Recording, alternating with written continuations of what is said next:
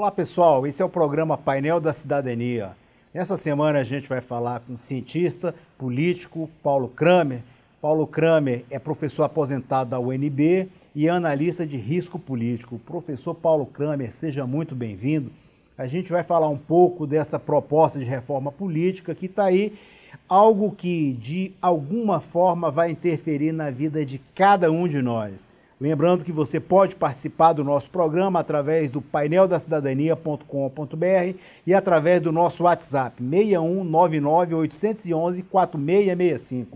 Professor Paulo Kramer, como é que o senhor vê essa proposta de reforma política nesse momento de Lava Jato, que algumas pessoas, já ouvi de alguns analistas, dizerem que é um divisor de águas?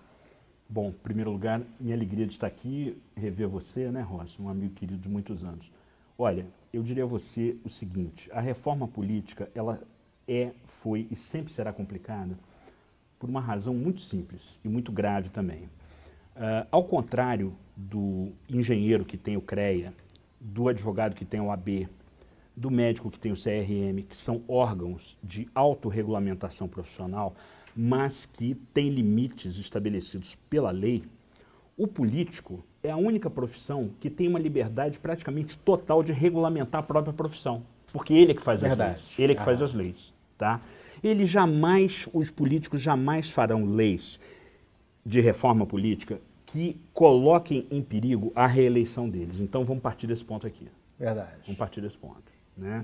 Então assim, me parece que esta nova edição, este novo avatar, né, da reforma política, porque você sabe que praticamente desde a reconstitucionalização do país, em 88, a cada ano ímpar surge uma nova proposta de reforma política para valer para o ciclo eleitoral seguinte, que são os anos pares. Né?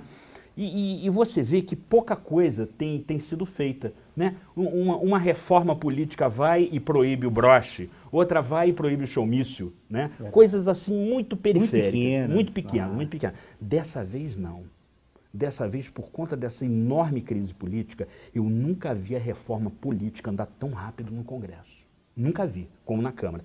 E aí a gente pode, a partir agora da sua próxima pergunta, a gente pode avançar para os pontos principais desta reforma política. É verdade. O relator, Vicente Cândido, ele colocou algumas coisas que a gente não esperava que fosse agora. Como é a questão do voto em lista fechada. O voto em lista fechada já está sendo questionado pela população, porque a população acredita que a lista fechada é uma forma de garantir a permanência de alguns políticos que estão citados na Lava Jato e para que eles continuem a ter o foro privilegiado. O senhor vê dessa forma? Sim, vamos lá. Primeiro explicar para o telespectador, que por acaso ainda não saiba, como é que funciona a lista fechada. Certo. A lista fechada, ela não é uma coisa ruim em si. É adotada, por exemplo, em países como Portugal, Espanha, que são países que, ao contrário do Brasil, têm uma forte tradição de vinculação partidária da população. Quer dizer, são famílias inteiras, várias gerações que votam socialista, votam comunista, votam liberal, né? E por aí vai. Né? Na Espanha é a mesma coisa. Aqui não. Então, como é que funciona essa lista fechada? Ela funciona assim, pessoal. O partido, quer dizer, os cabeças do partido estabelecem uma ordem de prioridade para os votos que vão para o partido. Isso quer dizer o seguinte, se o partido recebe um número de votos que lhe dá direito a fazer 3 deputados federais, os 3 primeiros da lista é que vão. Verdade. Os 3 primeiros da lista é que vão. Só que a pessoa na cabine eleitoral vai marcar, não é mais a carinha do candidato, vai marcar agora a sigla do partido, a logomarca do partido. E você vê o seguinte, Rócio, nós temos 30 partidos, quase 30 partidos no Congresso, e outros com existência legal fora do Congresso, isso dá mais de 40, tá? Então você veja só, como eu costumo dizer, quem tem 30 partidos não tem nenhum, né? Quer dizer, você tem tantos partidos porque a população despreza de tal maneira os partidos políticos e hoje a classe política, tá certo? Que para ela tanto faz ter 30, 40, 1000, 1, 0, nada, entendeu? Isso não faz diferença nenhuma. Agora, a gente também precisa ver que as redes sociais são um grande protagonista político hoje em dia. Um avanço. Não tenha dúvida. Não, avanço da cidadania. Empodera o cidadão. Né? Então veja, se há políticos que ainda nutrem alguma esperança de se esconder atrás da lista fechada, essa lista fechada vai ser pública do primeiro momento em que ela foi impressa no Diário Oficial. Sim, porque o Diário Oficial é obrigado a registrar. Nem lista, né, de ministro do Supremo hoje fica mais. Entendeu? Então isso quer dizer o seguinte, a população vai em cima com gana dessa lista.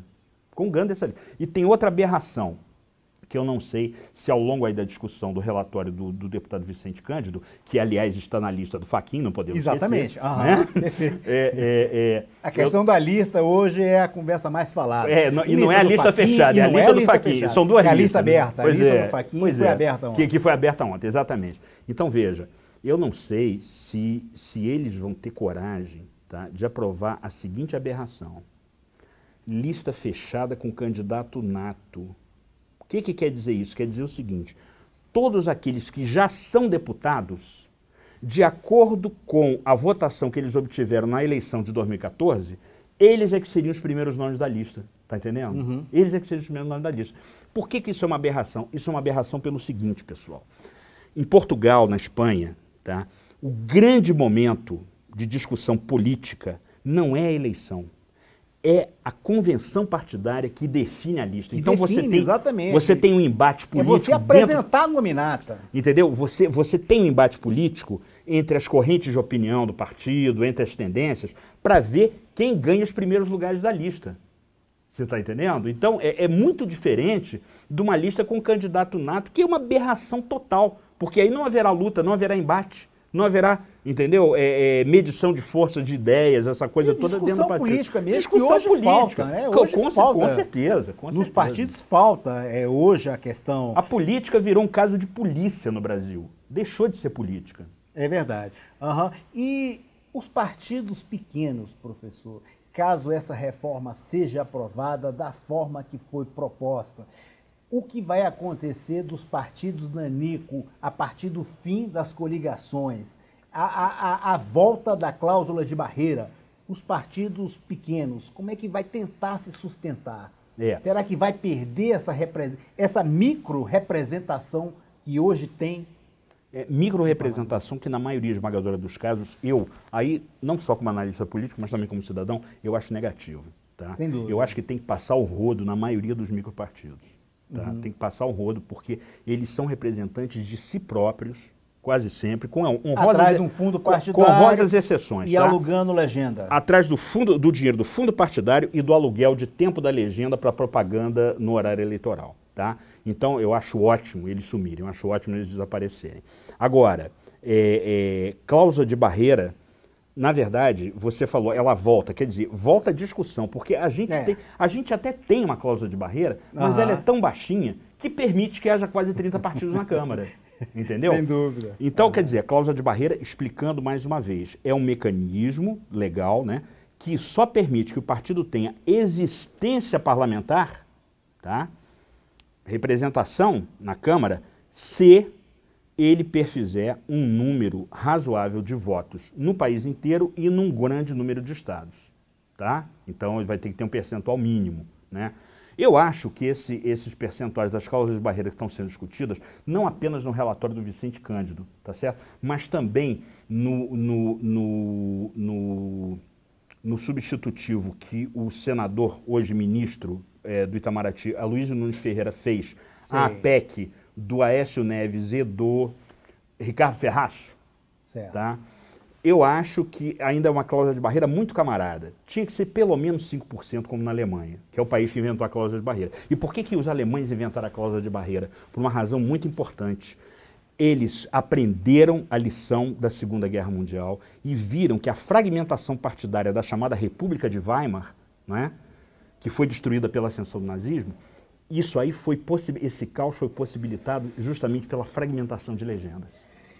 Professor Paulo Kramer, uma outra coisa que tem criado discussão, tem surgido um debate muito forte também, é a questão de um candidato se candidatar no mesmo pleito a cargos diferentes. Isso é uma aberração total. Por Na exemplo, verdade, é para salvar da Lava Jato. Exato. Pensa assim, o senador X, não vamos nominar ninguém aqui, Perfeito. mas o pessoal de casa pode botar quem quiser nesse quadrinho aí. O senador X está encalacrado com a Lava Jato, tá? Ele tem medo de não ser reeleito para aquela cadeira de Senado. Verdade. Mas aí concorre a deputado federal.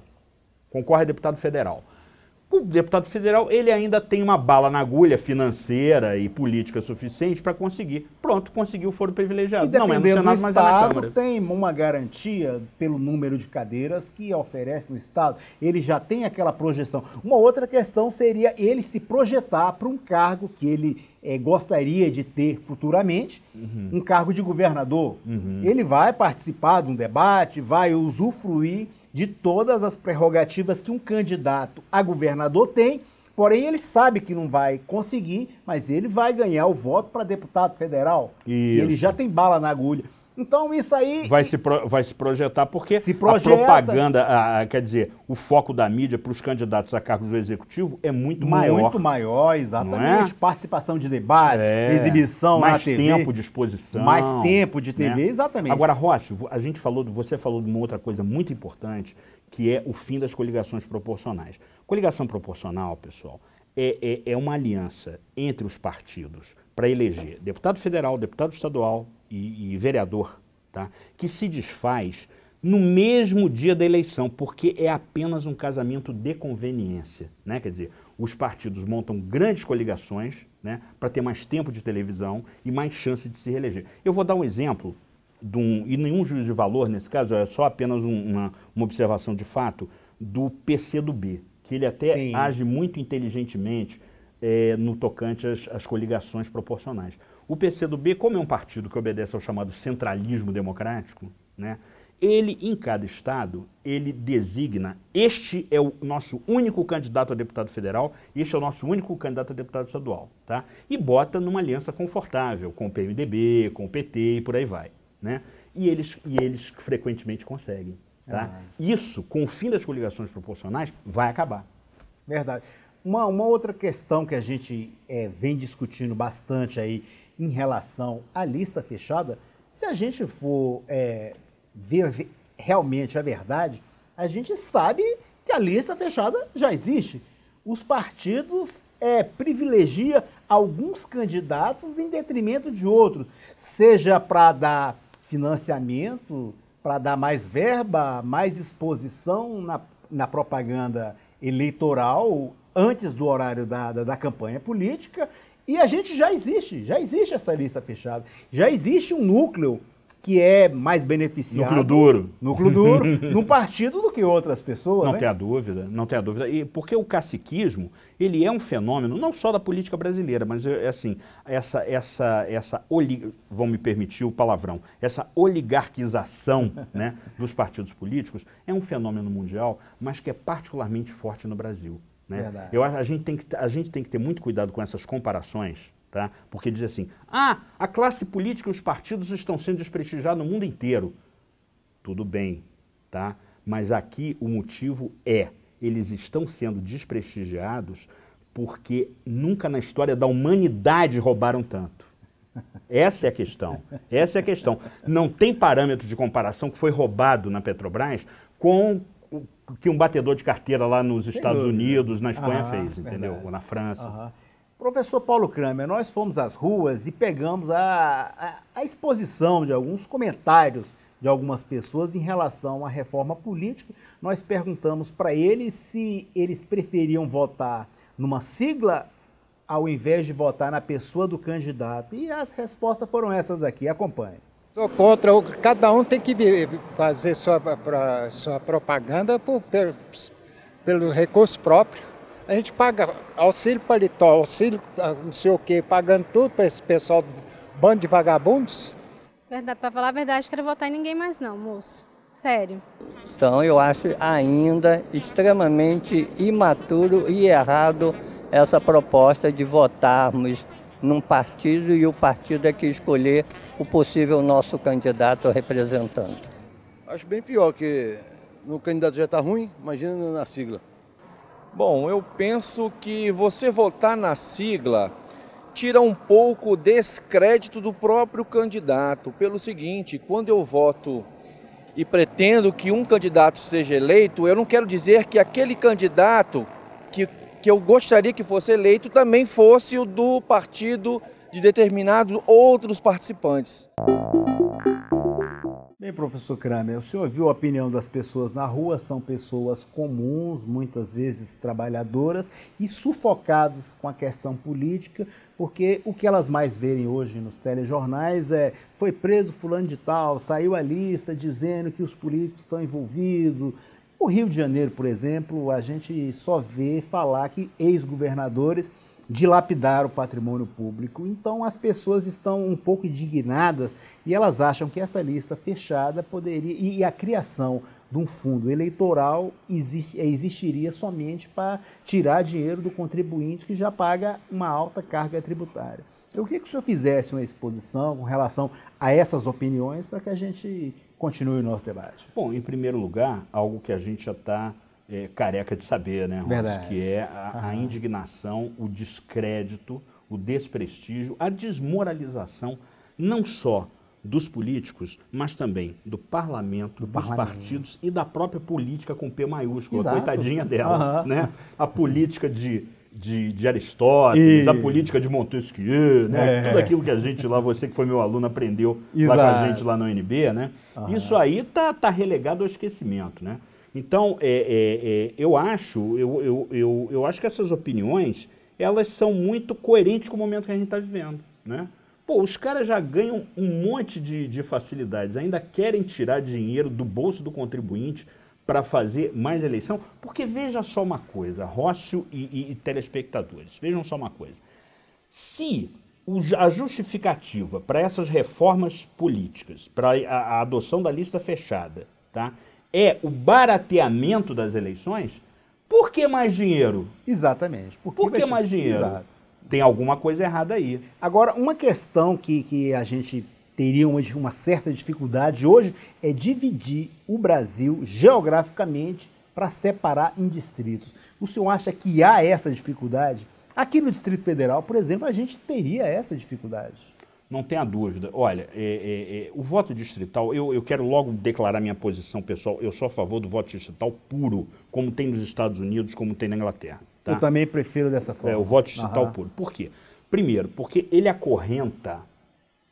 O bom saber que você também é a favor do voto distrital puro. Fico feliz. O voto distrital puro acorrenta o político, o candidato, à sua base. A sua base. Ele só pode fazer, olha aqui, ele só pode fazer propaganda naquele distrito naquela circunscrição. O que dá uma chance um pouquinho mais justa para candidatos sem muitos recursos, mas que tem uma folha de serviços prestados à comunidade. Exatamente. Não é verdade? Ele é conhecido na base e ele se projeta naquele distrito. Então ele vai ser o representante daquela comunidade. Diferentemente aqui, hoje, por exemplo, o Distrito Federal... O cara pega voto da Samambaia, do Recanto da Zema, de Planaltina... Plano Piloto, Planaltina... Distâncias geograficamente e questões políticas e necessidades diferentes.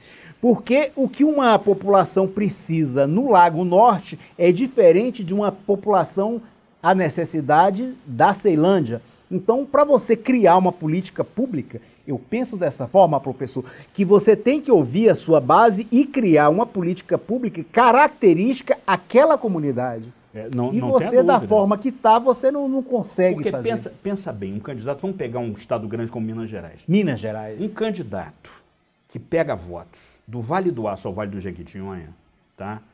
Passando pelo Triângulo Mineiro, ali no meio do caminho, esse candidato apresenta uma cara para cada reduto eleitoral. Ele não é ele mesmo Propostas nunca. Diferentes. Não é ele mesmo nunca. Não é. Não é ele mesmo nunca. Então, quer dizer, isso é muito importante. Qual é o problema prático e político, né, da adoção do voto distrital, seja na sua forma pura, seja na sua forma mista? A questão é a seguinte, Rócio.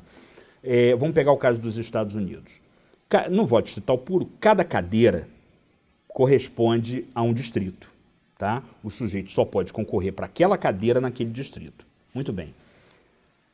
Isso faz com que, obriga a que cada distrito tenha aproximadamente o mesmo número de habitantes.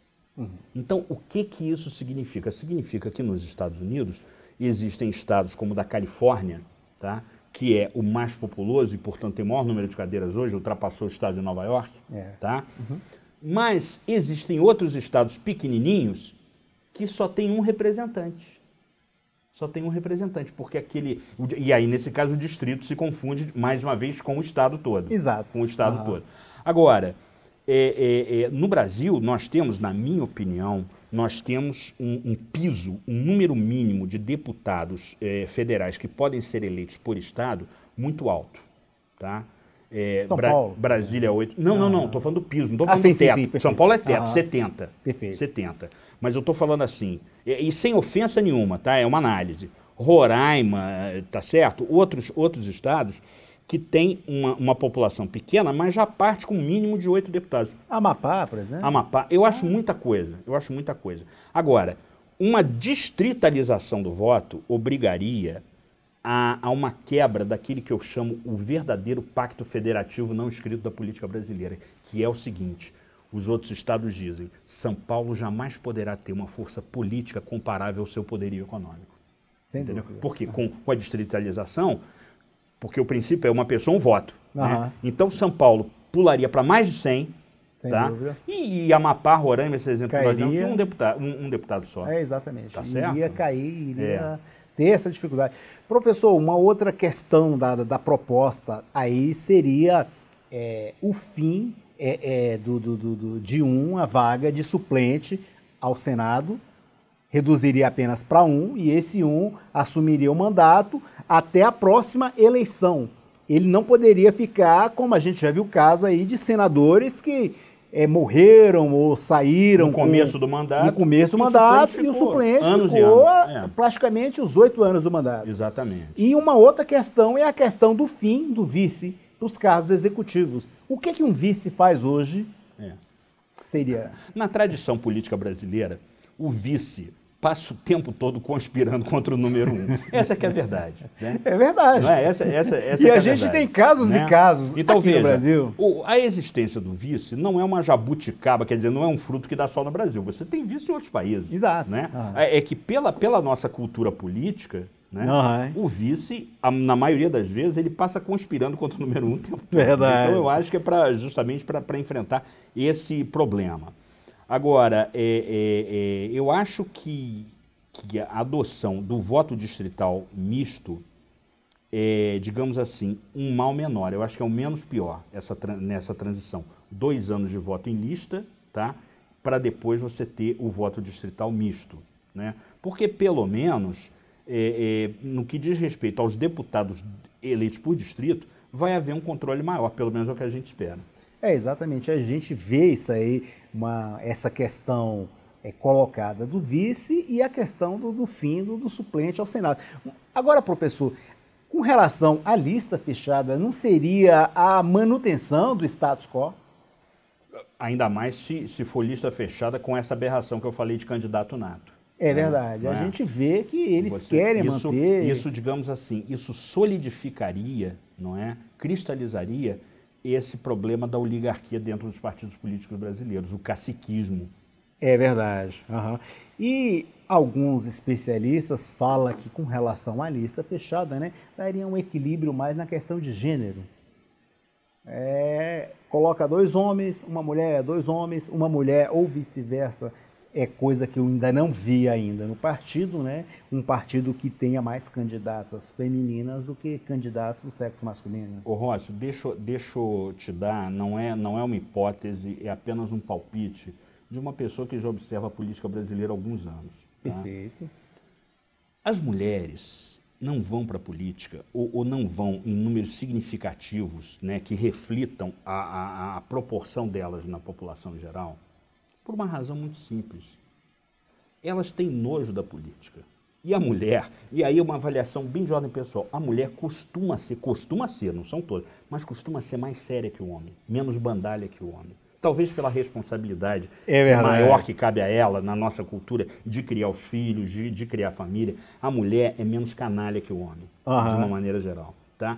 Então, vejam só, pessoal, as mulheres não vão para a política, não é porque exista, tá, como dizem as feministas, um teto de cristal que ninguém está vendo, mas que impede elas de subirem. Porque, olha, eu sou do tempo que eu ia visitar uma redação de jornal lá no Rio, aqui em Brasília, tá? Só tinha homem. Era um ambiente, há 30 anos, há 20 anos, um ambiente de redação de jornal era um ambiente estritamente masculino. Uma ou outra mulher. Hoje você entra numa redação, só tem mulher. Praticamente só tem mulher. É verdade. Né? Então quer dizer o seguinte, elas venceram, por exemplo, essa barreira elas venceram. Essa barreira em outras profissões elas venceram. Elas não vão para a política porque elas não querem, porque elas têm nojo. É terrível. Exatamente, as mulheres são mais sérias, a gente vê até no trânsito, e essa questão... Eu faria uma exceção para Dilma Rousseff, tá? Não, é verdade. Professor, já que o senhor tocou no assunto, eu queria que o senhor falasse um pouco agora em relação a essa lista do Fachin. Essa lista divulgada ontem que tirou o quórum das duas casas legislativas, e que está impedindo o avanço de votações necessárias e urgentes dentro do nosso Congresso. Isso aí dificulta muito? Como é que vai ficar? Olha, pessoal, estou com medo, nossa, eu fui citado... Não, olha só, o presidente Temer, até pouco tempo atrás, era um presidente que a gente poderia caracterizar assim: fraco na rua, baixa popularidade, mas forte no Congresso. Nós vimos que, desde que ele assumiu, sobretudo quando ele saiu da interinidade e se efetivou, né, no Congresso Nacional, o governo conseguiu passar matérias importantes. Eu vou dar um exemplo, a PEC do teto do gasto público, né, que é uma inovação importante, a lei de governança das estatais, que os políticos agora estão contestando, não é? Outras medidas, o operador único do pré-sal, no caso da Petrobras, né? Agora, eu diria para vocês que de um mês para cá, da votação da terceirização que foi aprovada, o governo queria, foi aprovado, mas foi aprovado por uma margem de vantagem muito menor do que dessas votações do ano passado que eu falei. Tá? A partir dessa e a partir de algumas derrotas que o governo enfrentou em votações mais recentes, né, eu acho que isso significa o seguinte: o governo, ele está... a pauta de propostas do governo, né, está sendo contaminada pela impopularidade da reforma da Previdência Social. E lembrando que você de casa pode participar do nosso programa, sugerindo temas, debatedores, questões que vocês gostariam de ver sendo debatidas aqui. Você pode fazer sua sugestão, sua exposição através do nosso site paineldacidadania.com.br e através do nosso WhatsApp 6199-811-4665. Mais uma vez agradecendo o amigo e professor Paulo Kramer, que é analista de risco político, é uma figura conhecida no meio político e bem respeitado pelas suas opiniões, pelas suas projeções políticas. Comparado ao momento que a gente vive agora, ele tem acertado bastante nas suas projeções, faz análise política e de forma que você, telespectador, entenda. Professor, agradeço mais uma vez e gostaria que o senhor fizesse as suas considerações finais do nosso programa. Eu diria a vocês o seguinte: nós estamos vivendo um momento muito difícil e eu acho que, além de cobrar mais responsabilidade do político, a gente precisa cobrar de nós mesmos, eleitores. Estou agradecendo mais uma vez a sua participação e gostaria de convidá-los vocês a acessarem nosso site, nossas redes sociais e até a próxima semana com aquele forte abraço.